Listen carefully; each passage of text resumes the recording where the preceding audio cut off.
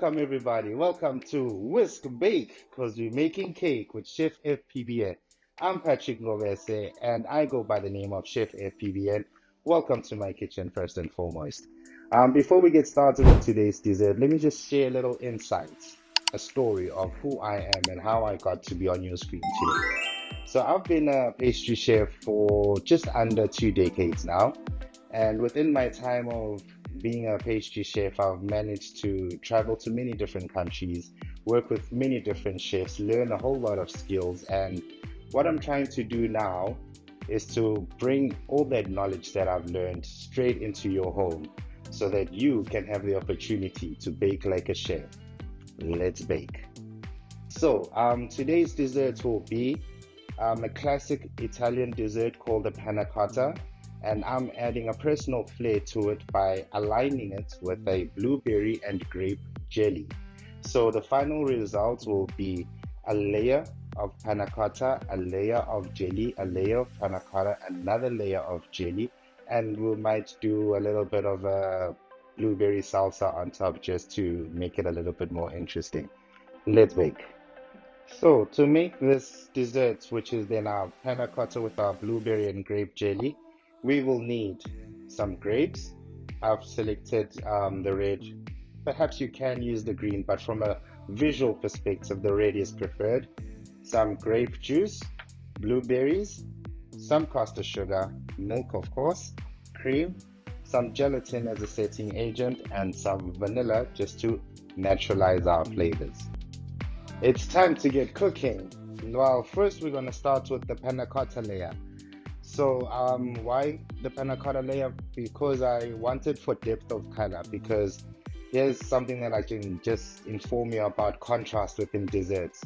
Always try to go for like a white neutral color at the bottom so that it highlights whatever layer that you put on top.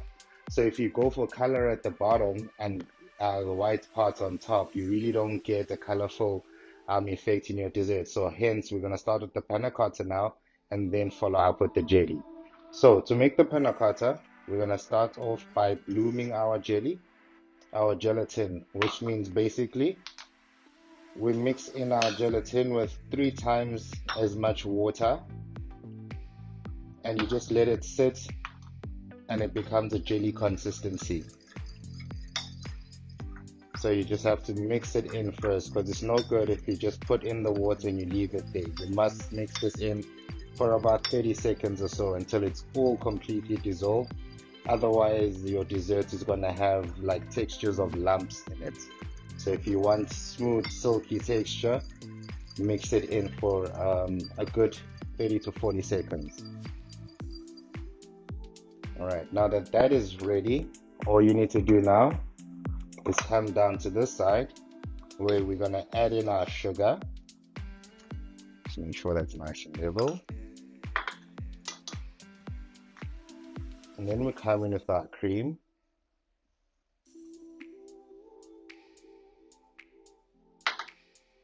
And then of course, a dash of milk.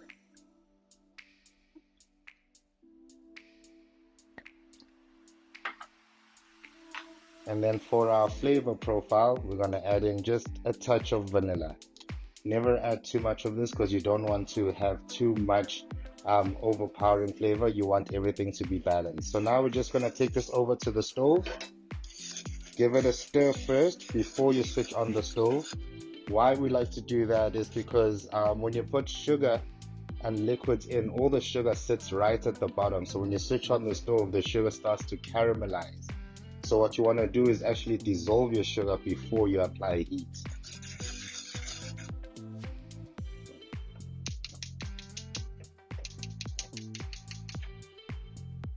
Okay.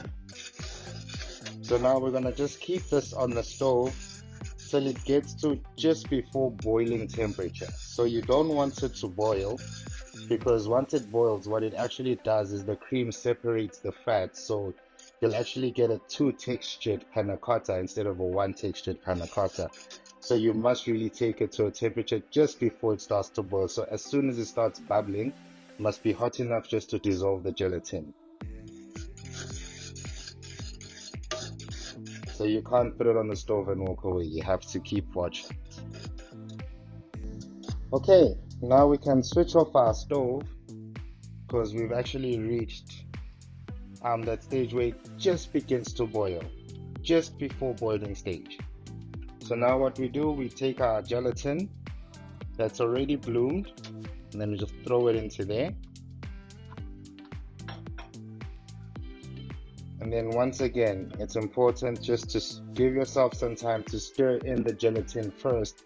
Make sure it dissolves completely so that you don't have any lumps inside your panna cotta.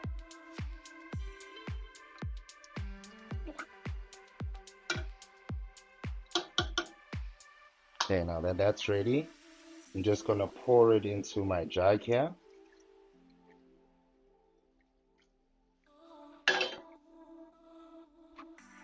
And then from this jug, I'm just gonna leave this to sit aside for about 15 minutes, just for it to cool down slightly, just so that when I put it into my mold, it doesn't start steaming up like the mold itself. So I'm going to be using a glass, so I don't want my glass to fog up, so I just want all the steam to come out first. So cool it down slightly and then get to the next stage where you start to set it. Now that it's been about 15 minutes, let's come and check on it. If you just give it a little bit of a stir, you can see that there's no steam action. That means it's ready now to go into our glass. So remember, we're not going to pour all of it into here. We're just going to do it layer by layer. So obviously you as the artist can be the judge as to how thick you want your layers to be. You can make this into 7, 8, 9, 10 layers if you want. I think we'll go for 4 today. So now what I'm going to do is I'm just going to take it to the fridge, let it sit for about 2 hours, let this layer set completely while I start with the jelly, and then I can put the next layer of jelly on. So let's put this in the fridge for 2 hours. A few moments later. Layer of pannacotta is in the fridge setting. It's time for us to start our jelly. So when we start our jelly, first thing that we're going to do, we're going to utilize our gelatin once again. And then remember the magic combo, gelatin with 3 times as much water. That is like a very substantial dilution ratio so that your jelly has a nice bounce to it.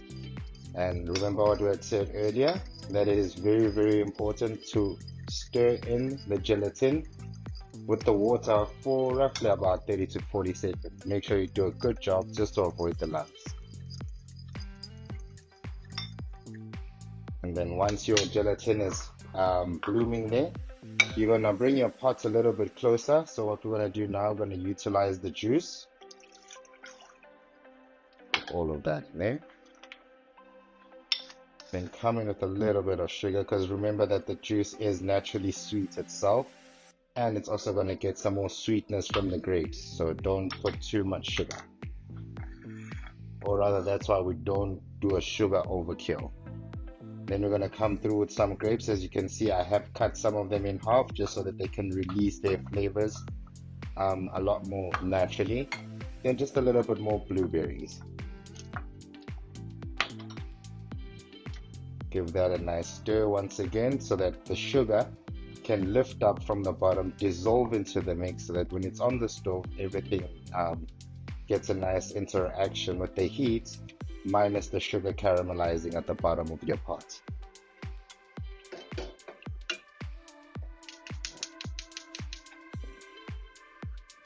So we're just going to keep stirring this on the pot up until it reaches boiling temperature. We want this mix to boil because what we want is actually the flavors of the natural grapes and the blueberries that's inside this mix to actually open up and infuse into the juice so that we can get a highly flavored jelly. So once again, the process is going to be the same. Once this reaches boiling temperature, we're going to switch off our stove, and then we're going to add our gelatin, and then we're ready to work. Now that our mixture is ready and it's boiled already, we're going to just remove it off the stove. bring our gelatin closer.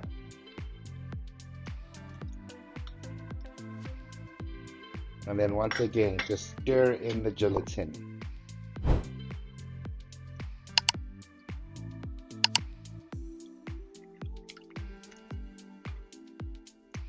Now, what I do prefer to do is I don't really decant a mixture that has got any fresh ingredients in it, because I rely on the heat of the pot as it slowly cools down to give it more heat in the mix, to deliver more heat in the mix rather, let me say, so that the flavors can infuse more intensely. So if I was to decant this into a new bowl now, it will actually cool down quicker. So to get more flavor out of it, cool it down in the pot that you heated it up in, because the pot retains heat, so it will keep it warmer for longer.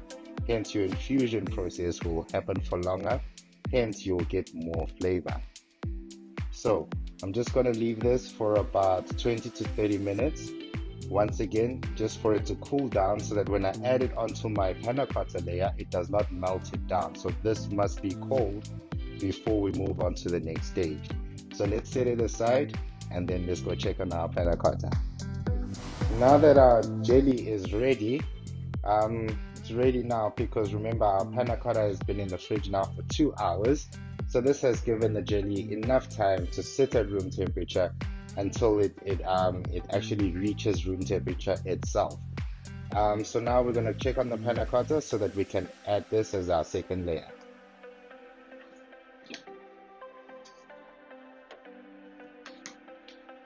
And there we go, we've got a perfect set. As you can see, it's still very jiggly when you move it, which is exactly what a panna cotta should be doing. So because of that jiggle, there's a trick to how you actually pour in your next layer, because if you were just to take it from a jug directly on top of to the next layer, it would actually pierce it and then the two layers would interact. So if you want the jelly layer to sit directly on top, you firstly use a spoon, and with that spoon you bring it right to the edge so that it just touches the top layer, but don't put any pressure. So what that's going to do is that all the contact with the juice is going to be hit and deflated by the spoon, and then the jelly just falls in naturally on top without piercing your jelly layer. And then once again, how much jelly you put in here is definitely up to you. So we have our first 2 layers.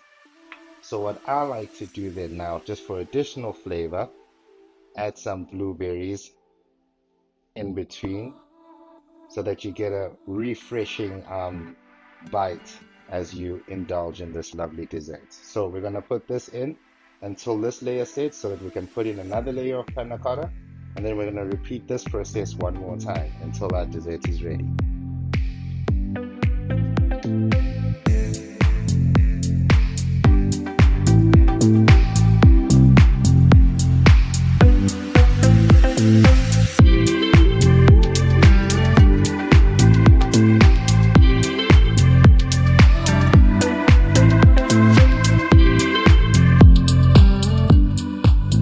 Okay, now that our panna cotta is sitting in the fridge, let's move on to something that will complement the dish. I would recommend for today we'll do a blueberry syrup. So for the blueberry syrup, what we'll need is some fresh blueberries, some sugar, lemon juice, and a glass of water. So basically, just to make this, all we do is put in our water into our pot. Then we come in with our lemon juice. Throw in our blueberries, of course, and then some sugar.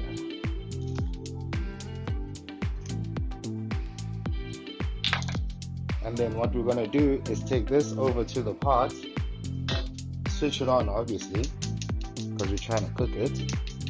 And then I'm just going to take it to a stage just before a jam stage, so just under like 120 degrees Celsius. So what I want is for my blueberries to soften up just to start off cooking, release some of the flavor into the syrup itself, and then I'm just gonna stop it there because I just want a slight drizzle of the syrup on top of my panna cotta. So let's move closer and see what's happening in the pot.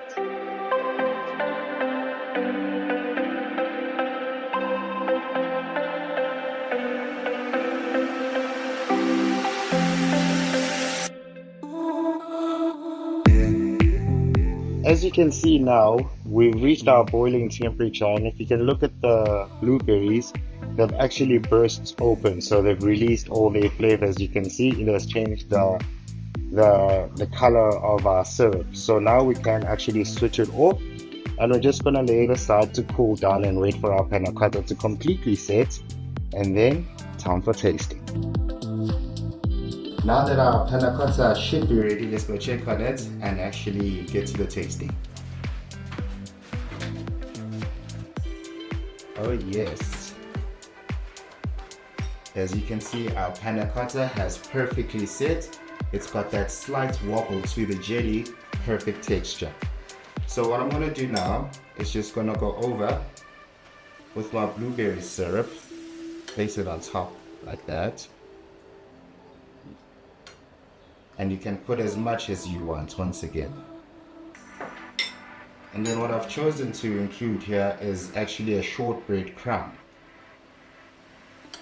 just for an additional crunch to the dessert, just to have some texture. And that should actually balance it out, and it should be a well balanced, perfect dish for any occasion that you might be preparing for at home. Do enjoy. Okay, let's get to tasting our dessert and to tell a story.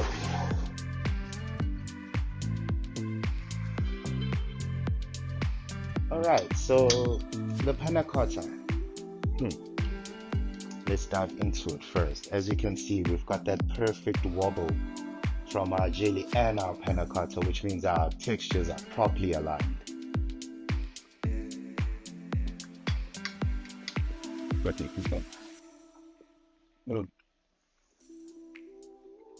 The crunchiness of the shortbread, the tanginess of the blueberry syrup, the delightfulness and creaminess of the panna cotta. What a perfectly balanced dish.